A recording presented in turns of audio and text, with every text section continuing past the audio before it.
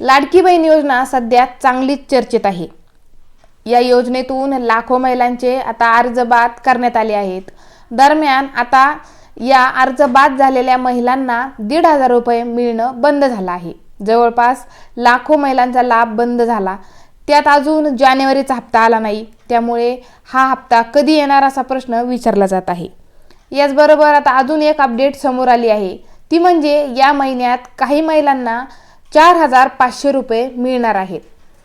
आता फेब्रुवारी महिना सुरू झाला तरी देखील महिलांना जानेवारी महिन्याचा हप्ता मिळालेला नाही। यासोबत अनेक महिलांनी KYC मध्ये चूक केल्याने त्यांना नोव्हेंबर आणि डिसेंबरचा हप्ता मिळाला नाही। आता या महिलांना तिन्ही महिन्याचे पैसे एकत्र मिळणार असल्याचे बोलले जात आहे।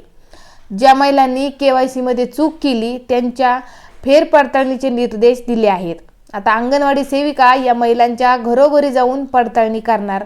यातून ज्या महिला खरंच पात्र ठरतील त्यांचा लाभ सुरू ठेवला जाणार आहे।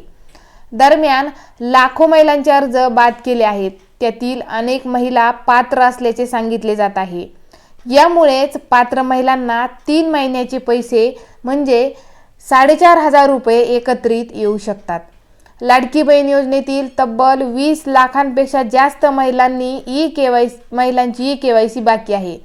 दरम्यान या महिलांना ई-KYC साठी मुदत मिळावी अशी मागणी होत होती आणि आता ई-KYC साठीची मुदत वाढवण्यात देखील आली आहे।